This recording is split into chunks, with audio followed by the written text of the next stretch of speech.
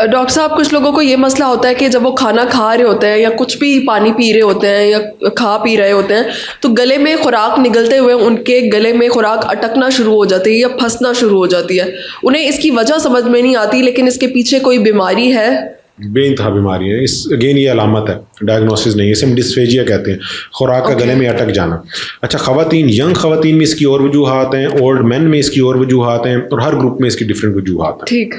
اگر میں young women کی بات کروں, خواتین کی بات کروں, تو اس میں سب سے بڑی وجہ خون کی کمی کا ہونا ہے. آپ کے لیے یہ چیز شاید نہیں ہو, لیکن خون کی کمی سے خوراک کی نالی تنگ ہو جاتی ہے. اگر ایچ بی ایک خاص حد تک گر جائے, لائک 7-8 تک چلا جائے, نارملی یہ 13 تک ہوتا ہے, ٹھیک, تو لوگوں میں خوراک کی نالی تنگ ہو جاتی ہے. تو ایک کنڈیشن ہے, اسے پلمر ونسن سنڈروم کہتے ہیں, اس میں یہ پرابلم آتے ہیں کہ خوراک کی نالی تنگ ہو جاتی ہے, صحیح, خوراک اٹک جاتی ہے گلے میں. ٹھیک ہے.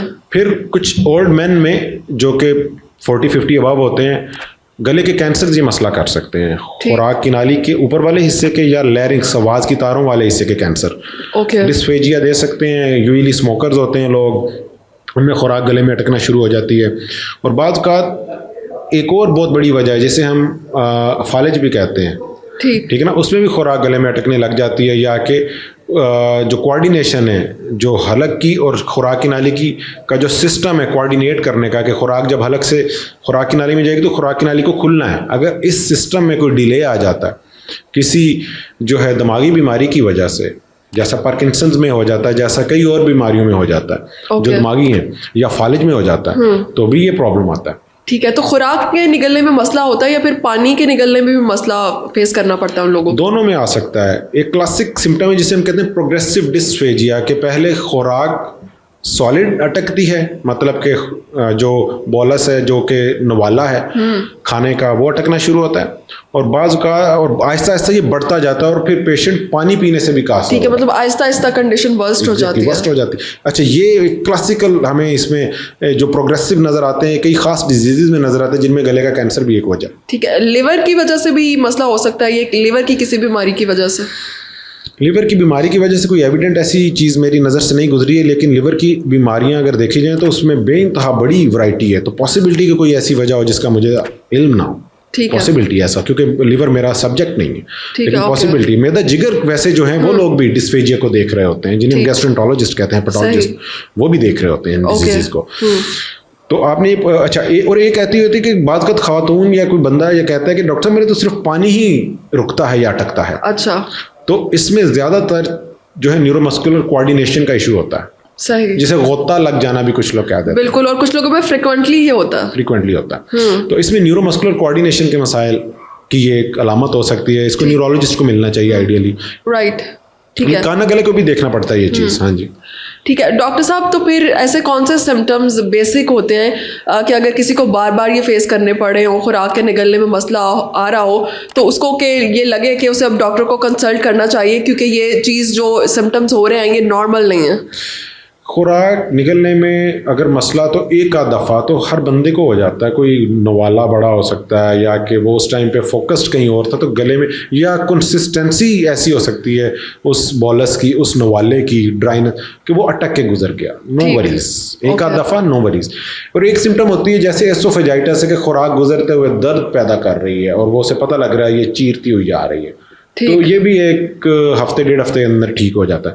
لیکن ایک اگر پیشنٹ ہے وہ کہتا ہے ڈاکٹر صاحب میں, یا اسے فیل ہوتا ہے کہ یار مجھے تو 2 ہفتے سے خوراک اٹک رہی ہے, یہ نارمل نہیں ہے.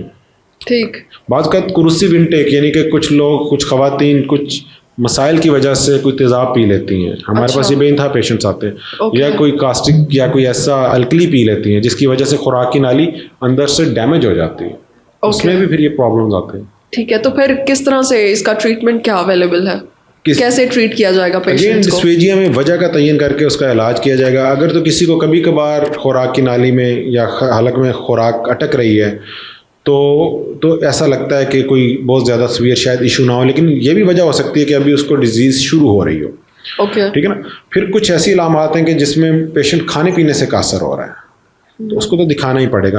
اگین جب ڈاکٹر ہے اس نے اس کی تشخیص کرنی ہے, کوئی ایسی چیز نہیں ہے کہ وہ اس کو کھانے کے لیے دے دی جائے یا اس کو دوائی دے دی جائے. اور اس کا احتیاط کیا کر سکتا ہے اس طرح کا پیشنٹ کھانے پینے میں؟